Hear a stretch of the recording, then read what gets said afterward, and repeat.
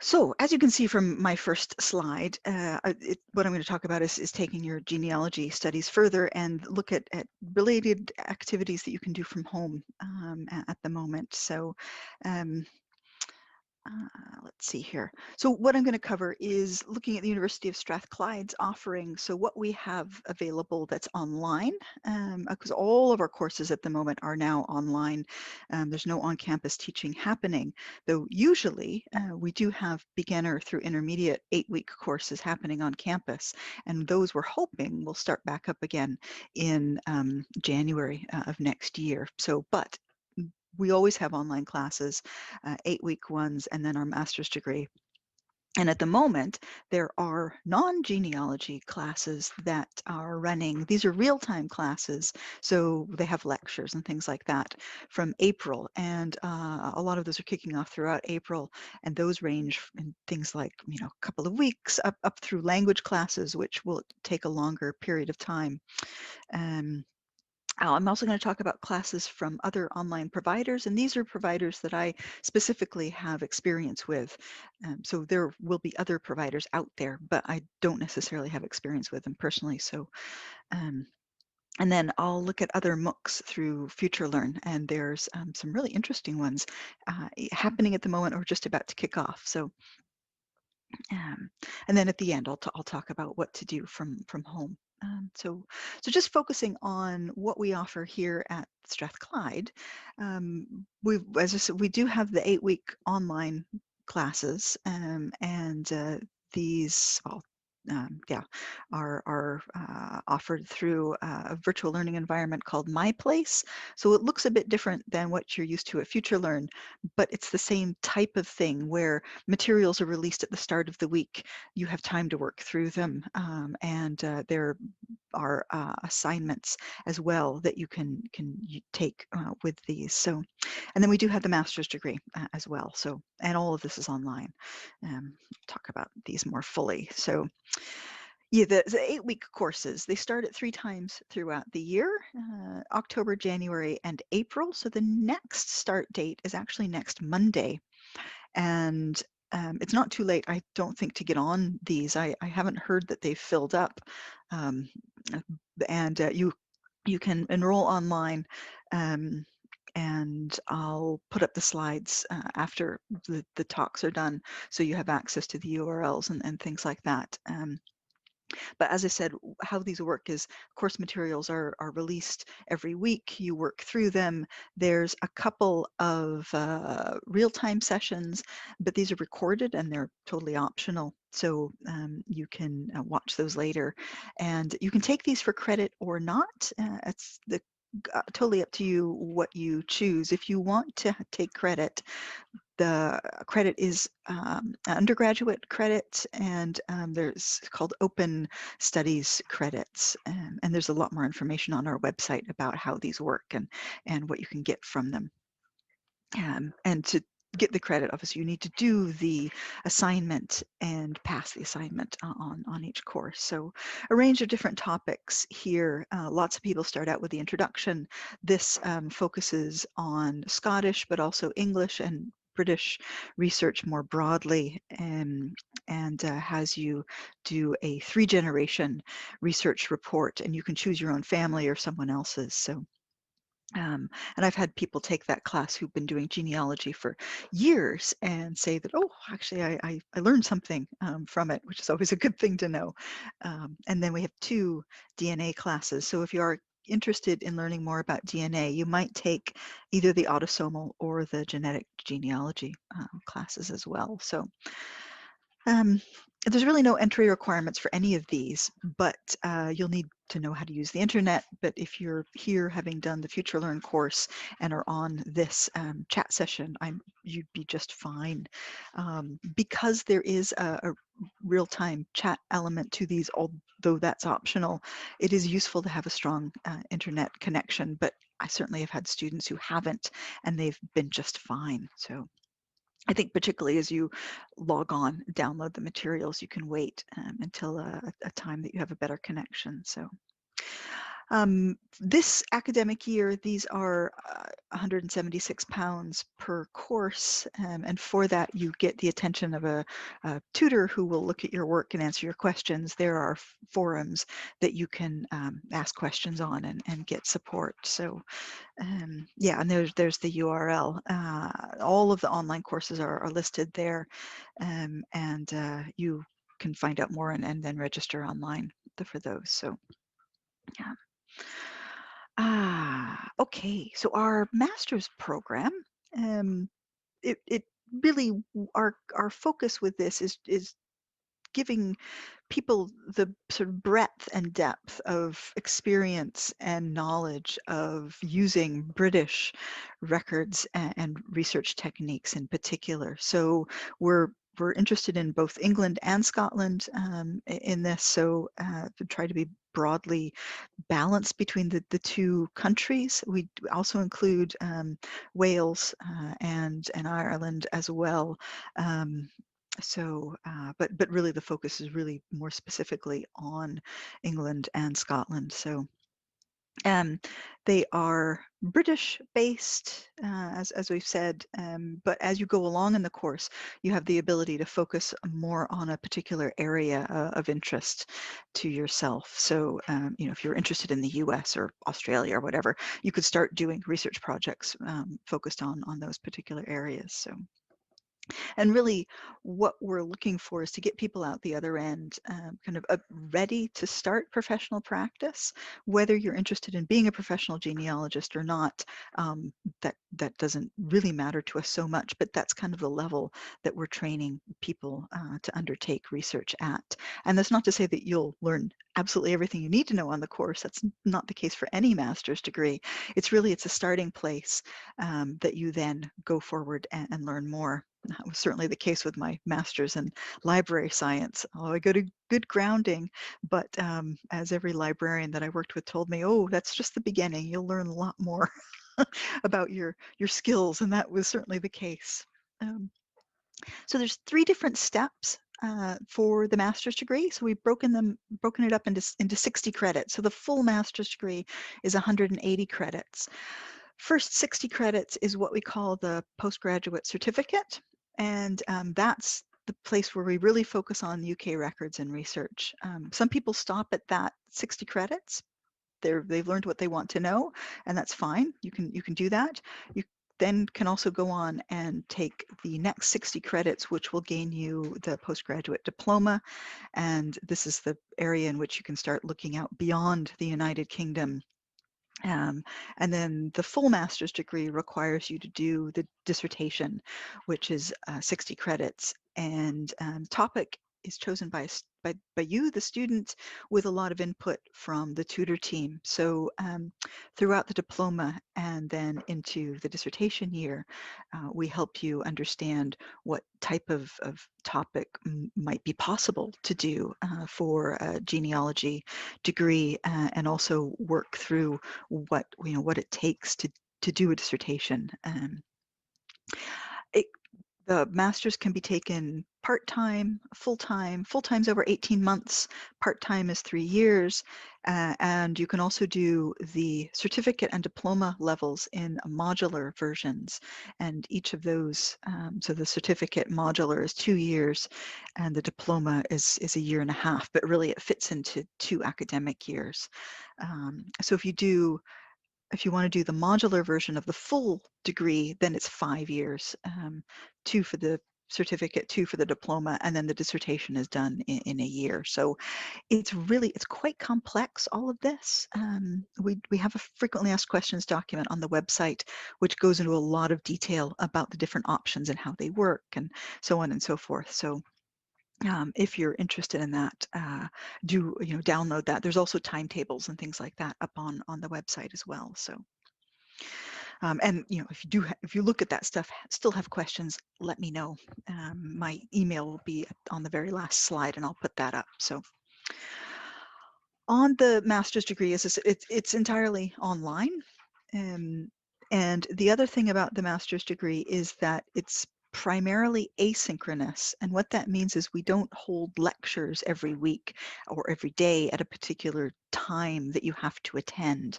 And that means that it works well for people who are working, who, have families, caring responsibilities, who are in different time zones. So basically you come on at a time that works for you, download that material for the particular section that's open, work through it, look at the videos that we have online, and so on, and then submit your work on the due dates. Having said that, we do have some real-time sessions for all options besides the full-time. These are optional and are recorded, so you can watch them later. The full-time version is the only version in which the chat sessions are mandatory, and the chat sessions in this, the full-time version, take the place of some of the coursework that we make the part-time and modular students do, because there's a lot of learning and talking and things that the full-time students are required to do on the real-time sessions. And we do try for those to find a time that works for everyone in the cohort, which can be a bit challenging. This year we have students from the US, from Australia, UK, New Zealand. So finding a time that worked for everybody was challenging. We've got somebody logging in at 5 in the morning, her time, someone else logging in at 8 at night, his time. So anyway. But all students on any version are assigned a tutor, an individual tutor, and they mark your work. So one of the things we think is really important for our course is providing a lot of feedback on your coursework. And giving you ideas about what you did well, what perhaps you could do better, and things like that. And our external examiner, who is the person who looks at the student work after we've done with it and looks at and marks and so on and so forth, he's very appreciative of the amount of feedback and quality of the feedback that we give. So I think it's we do a pretty good job with that. And your tutor also offers you support. Email them. Most of the tutors have been through the course themselves, so we know, the pinch points, what assignments are particularly challenging, and so on and so forth. So really there to lend support to every student. We don't have exams on the master's. The assessment, as it says, is largely practical in nature. So you'll be doing things like, we'll say, here's this family. We want you to find birth, marriage, death, occupation, military service information, back to this person's, grandparents, and for both maternally. So we give obviously instructions, and then maybe a couple of hints depending on how difficult the family is. You go off and do the research, then report back your findings to us using, depending on the assignment, a variety of tools. So Family Tree Maker, or some of the assignments are written, so you have to write a written report to us about the different findings. Some of the assignments, the assessments, have you look at older documents and do transcriptions of older documents, and then give us information about what type of document it is and what that type of documents was normally used for. So it's getting you to look at old handwriting. There's Latin thrown in there. Anyway, there's lots of practical stuff. But as you go through the program, into the diploma and the dissertation level, then the projects start becoming, if you like, more academic in nature. And by that I mean sort of more straightforward research projects in which, if you were on a history course or that type of course, you would be potentially writing a dissertation with a methodology section and a literature review and a results section. So these are more than you looking at a particular family and finding out normal genealogy research uh, foci. Really, you're doing things like answering broader research questions. One of my dissertation students this year did a project looking at the impact of genealogy on developing people's resilience. So her background was in psychology, and so she used that psychological background along with her genealogical interest, and did questionnaires and talked to psychologists and researchers who were looking at this to do her dissertation project. That's a fairly unusual dissertation project for us. More typical would be students looking at particular record sets and assessing them for value for a genealogist, but also um, using the record sets to answer particular questions. So uh, student a couple of years ago looked at some insurance company records, so cards that when people were applying for insurance, and this is really early, like late 1700s, people were giving information about their health and who the beneficiary might be and so on and so forth. And nobody had looked at these materials before for use and interest by genealogists. So she both assessed that, looked at the information that was available, and then what she could find for these people in baptism records and so on and so forth, and actually was able to find some really interesting information on the cards, but also assessed uh, uh, um,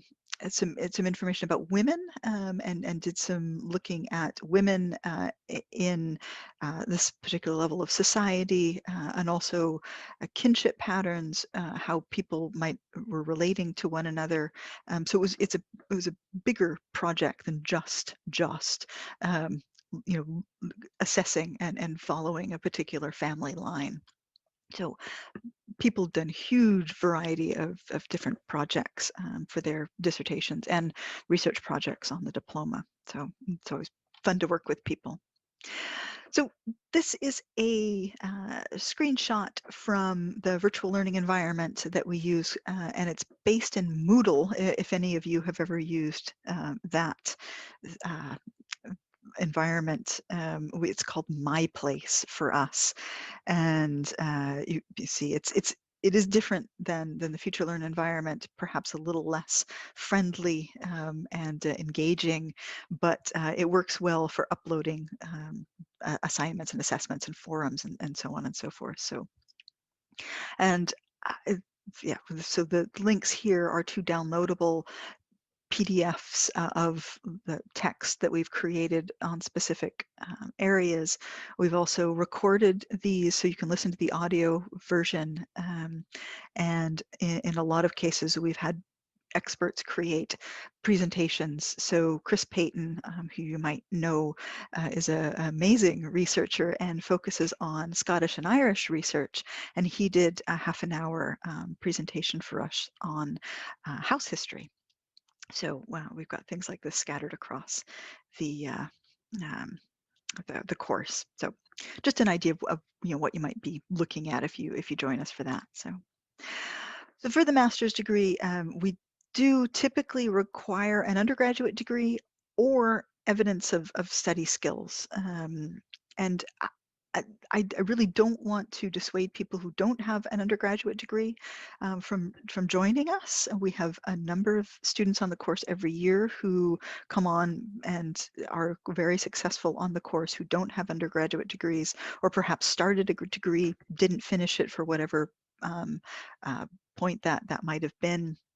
Really, what I want to know is that you'll be comfortable on the course, working at this level, that you'll enjoy yourself, and you'll get the most out of it that you can.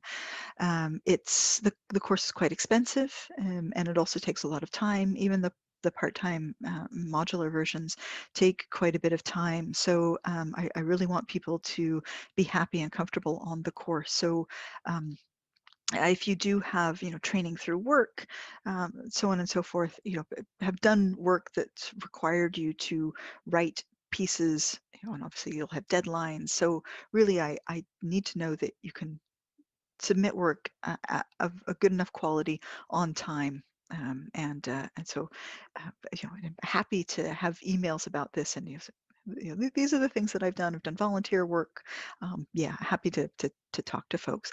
We probably have, oh, I actually couldn't give you a percentage, but out of say the part-time course where we have 45 people on it this year, maybe 5 of those folks won't have had an undergraduate degree. So it's fairly usual for us to have people. And if you do have an undergraduate degree or other master's degree or whatever, it doesn't matter to us what the topic was, what the area of study was. It's really, I'm looking more that you have that, sort of level of academic prowess.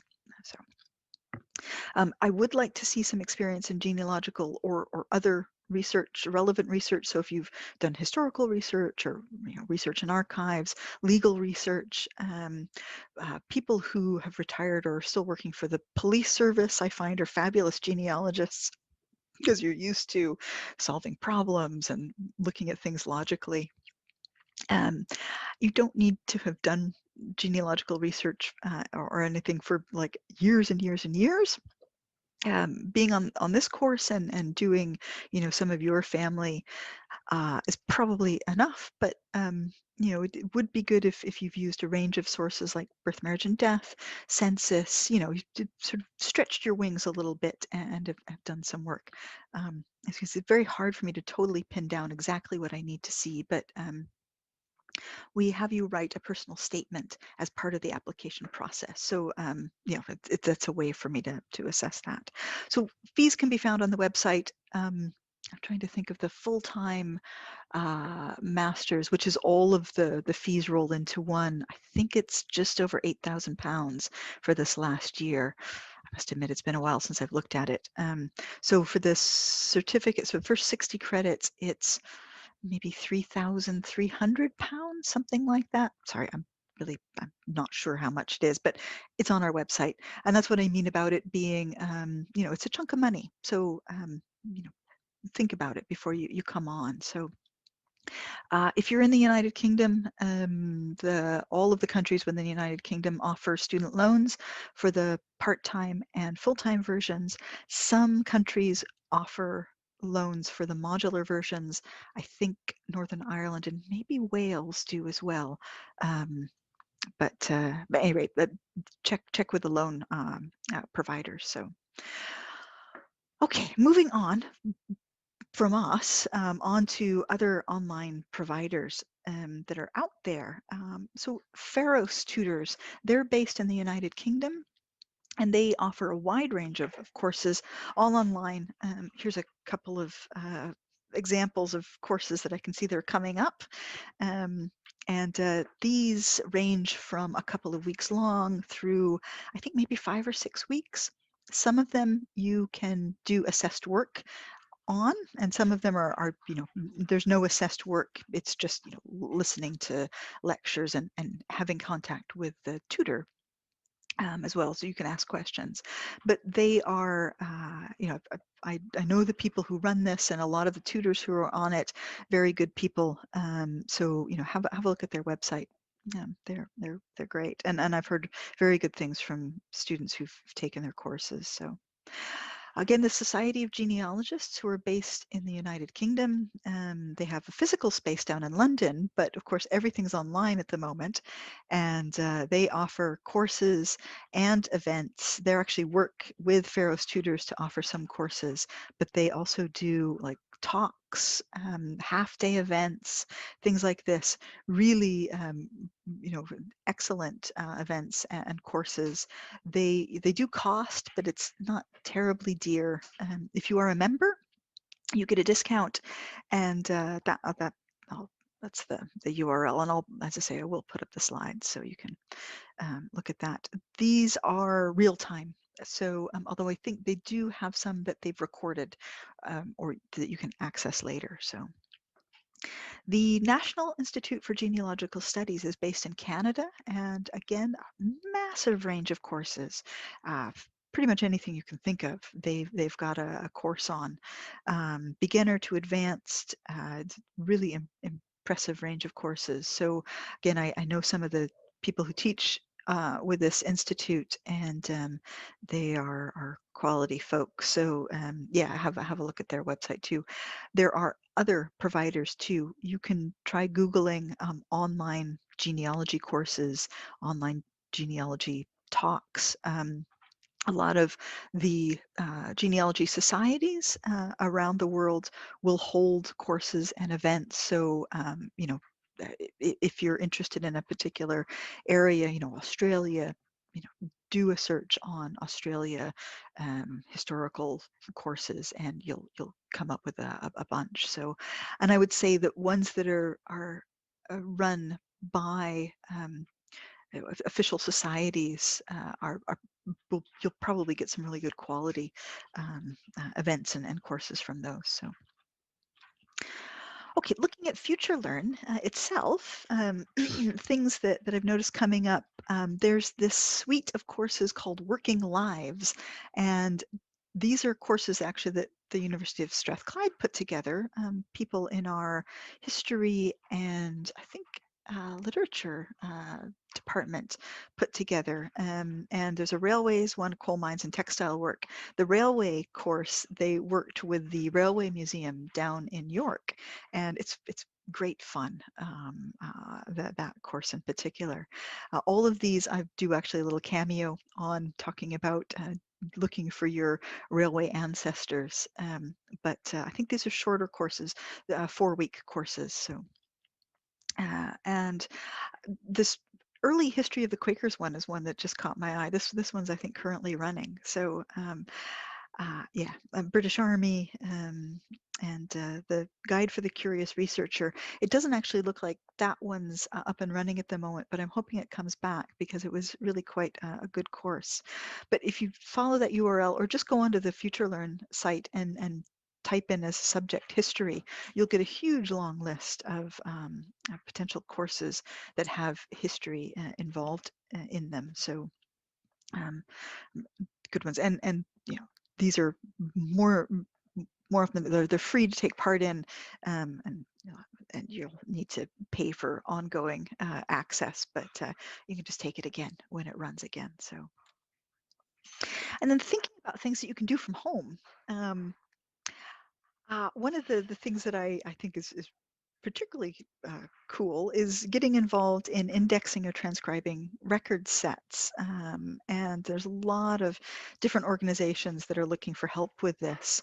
But it goes beyond, I suppose, with the genealogical or historical aspects of record sets. The Zooniverse, which is the third one down on the list, includes science and nature-based projects. So if you have somebody in your family who's not a genealogist, but they're quite keen on archaeology or biology or something like that, the amount of number and vast scope of projects that this site holds, just mind-blowing. I was looking at it before I came on, and they have a project where you can count penguin eggs. So they've got satellite pictures, and you can count penguin eggs. I mean, how cool is that? Other projects that caught my eye were one on it's called World Architecture Unlocked, and they've got images of architecture from I think it's the Courtauld Institute, and they've got a vast number of photographs, historical photographs. So they're looking for people to look at the photographs and say, what date it was taken and what place. And I think they have a lot of some metadata, so some information about the images as well, also provided, but what they need are people to put them into the database. Other one that caught my eye was measuring the Anzacs, which has been an ongoing project for a number of years, but they're looking at World War I records from New Zealand and asking people to look at the military personnel files and help them input information. So the Society of Genealogists is looking for help with some of their projects, and it sounds like what they will do is send out or make available on an online resource some of their images that you can then transcribe from. Cindy's list also has on her list a number of volunteer projects. Um, and Ancestry often has projects. The Family Search as well. They have a lot of transcribing projects. So I haven't listed some of the more usual transcribing projects on this because I figured, well, if you go back to link step 1.14 in week 1, I've listed a lot of the more usual ones. But also just do a web search, volunteer to transcribe, and you'll find a lot of them that are out there. So you also might want to do oral history with your family using Zoom or whatever. Interview a grandparent. Have your kids interview their grandparents. There's so many folks on the forums, and this is always the case. Saying, "Oh, I wish that I had done that 20 years ago when my parents were still alive." So the thing. Do this with your kids right now. Have an oral history session with them. Who knows, you when you're doing the dishes, record the oral history session with your kids or your grandparents. But it's not just kids or grandparents, it's also family friends, aunts and uncles, and so on and so forth, or even just your friends too. I am always amazed by how much my friends from school remember about certain events that I just can't remember at all. So it's worthwhile just doing things like this with your family, your friend groups. And then digitize your family photos as well. The Family Search has a blog on steps on digitizing your family photos. And if you are lucky enough to have family photos, then this is a good thing to do.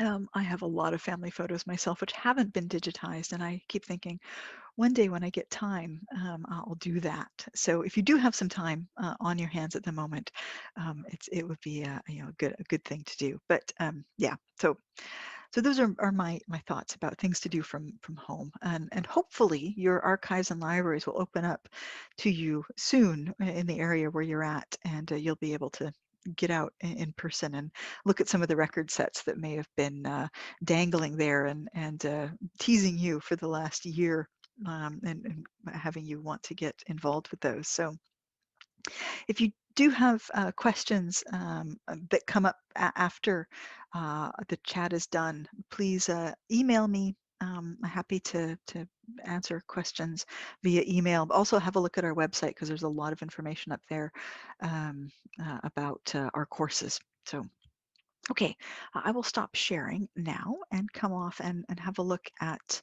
the questions that you all have answered, because I kept seeing a lot of things coming in whilst I was burbling away. So uh, Paul's asking, is there anything on FTM that doesn't make it to Ancestry?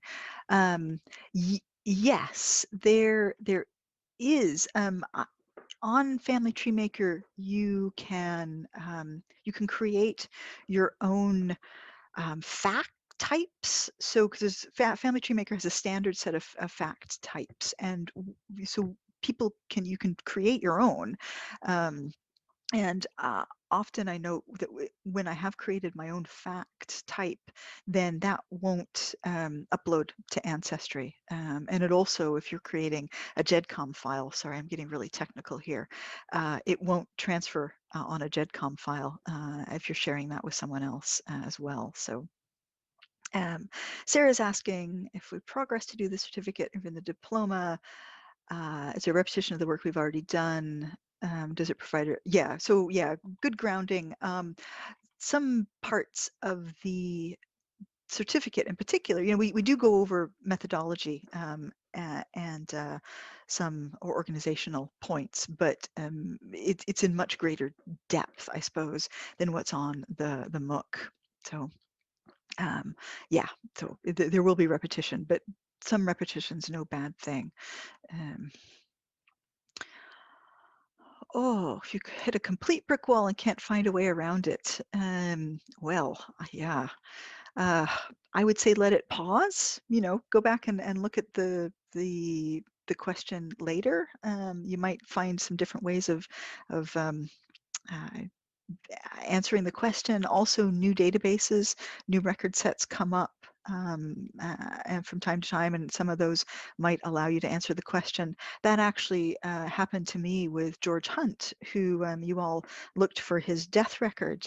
I was stymied for years about his birth, because all I knew about him was that he was born in 1900 in London from the information that I was given from, passed on from my great aunt. But there are a lot of George Hunts born around 1900 in London, and without knowing any more about him, I was stuck. But because new data sets have come up and been put online, I was able to discover that he served in the military, and so anyway, so now I know which of the many George Hunts born in 1900 in London he is. So it just, sometimes just takes a bit of time. But sometimes I have to admit, sometimes I've got lines that I still haven't been able to find any information about, because, I don't have a name. I know that the family, the members were born in Missouri, but I don't have a parent name, so kind of stuck on that line.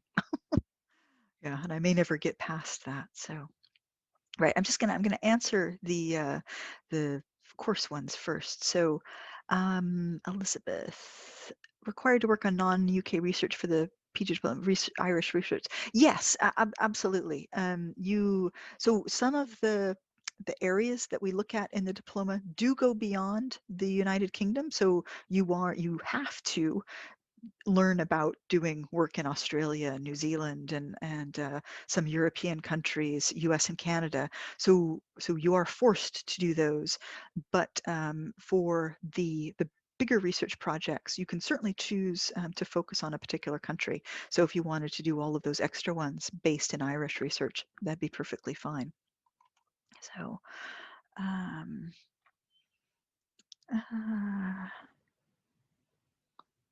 sorry, Judith, your question was cut off. So yeah.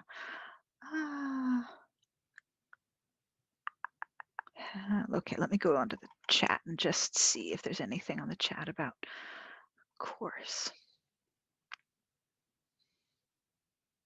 Oh, great. Some of you have signed up to the 8-week courses. So sorry,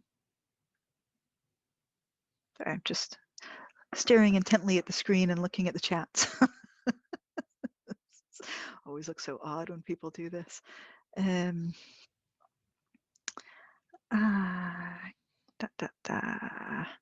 Okay, so I can see that some people are answering some of the questions on here for folks. So I will come back to that and go back to the Q&A.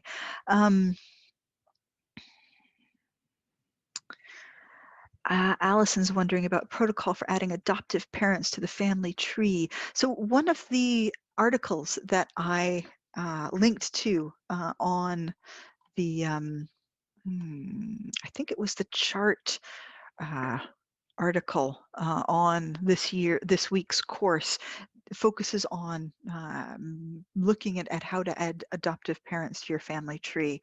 I mean, I think, yeah, you definitely, these people are really important, and you should include them on the tree. I think there are some tools to allow you to do that,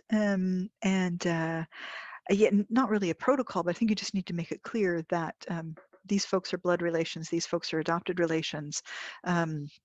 And I don't have any adopted relations myself, so I've not personally done it, but I do know that there are ways to do that. Okay, great. Thanks, Janet. That's the URL for that. One of my colleagues, Alistair, he is on the board of a group here in Scotland called BirthLink, and they help people who are adopted find and go through the potential challenges of making links and communication with their blood relations if they've found them, and he talks about having 3 different types of family: your blood family, your family of the heart, and your what is it, your record family. So yeah. Yeah, and all of that comes into your, I suppose your record family would be your adopted family, because they're on your anyway, so you know what I mean. um uh, let's see, Anna's asking about DNA results, which yeah, Anna, I've asked Graham to answer that in the next chat, so I'm going to leave that for him because he knows way more about DNA than I do. So Heather's asking about Scottish records available that aren't paid for view on Scotland's People. So so Heather, I take it, are you asking what if there are free ones?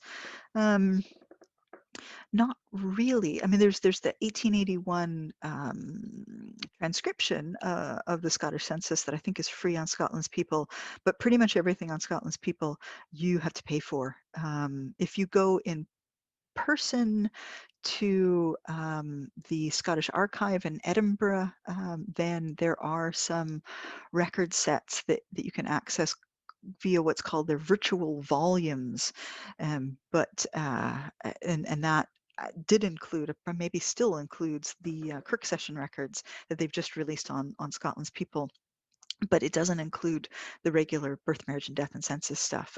But there are records in these virtual volumes that aren't on Scotland's People that you can access. So yeah, it's a bit chicken and egg, but yeah, no, Scotland's People, unfortunately, you pretty much have to pay for stuff. So let's see. I'll just look at the couple more questions here. Oh, Judith's asking about finding medical records for relatives who died in the 1940s. So that's within 100 years. So a lot of, and I don't know the country that you're referring to here. If it's the United Kingdom, most archives have a 100-year cutoff, and actually archives around the world, for privacy reasons. So unless you can, well, you're saying, died in the 1940s. Yeah, maybe. The thing to do is, hospital records will tend to be um, kept by a local archive. So what you'd need to do is find the archive that holds that hospital records, if they're hospital records. If it's a particular doctor's office, then, oh yeah, you'd need to know the doctor's office at which the people were in, and then if the doctor's records got, yeah, potentially complex, but it might be possible. So yeah, people are. Isabel's asking about divorce records for the 1940s, names and rough dates. A national, again, Isabel, I don't know what country you're referring to, but so the National Archives at Kew, on their catalog, they have divorce records indexed, and I can't remember the time period that cuts off, but you can enter a person's name. So it's the respondent, so the person who's suing for divorce, the person who's being sued, and then the co-respondents are typically indexed, but I don't remember the dates. The same thing is available for the national records in Scotland as well, but again, it's up to a certain point that they're on the catalog. So yes, we cover India on the diploma. Yeah, Julia. So let's see. Yeah, Kirk session records are free. Yeah, Murray, you're quite right. If you want to download those records, though, and save them, then you need to pay for them. But you're quite right. You can look at them for free. So, Paul, I know you were asking about how much Chris spent on registration records and DNA. I have no idea. I have emailed her to ask her if she can, because I think she's taking the course at the moment, the MOOC at the moment, to ask her if she can come on and answer that question. But I honestly don't know how much she spent, particularly on the registration records. The DNA tests, again, this was 4 years ago, maybe 5 years ago that they took those. So Yeah. Yeah, she probably doesn't want to know. You're right. Okay, let me pop off on that. And oh, great. Thanks, Kath. Yeah, divorce records up through 1937. So yeah, yeah. Um, Yes, folks are talking about the per pay per day to get access to birth, marriage, and death. You know, all the stuff that's on Scotland's people. There are centres around Scotland where you can do that, and somebody else has talked about that. Inverness, there's one down on the borders. None of these are open yet. I hasten to ask to say, although I think the the space in Edinburgh is going to be opening at the end of the month, but it's just for 4 hours. You have to book for 4 hours, and I think it's for people who are specifically doing modern research.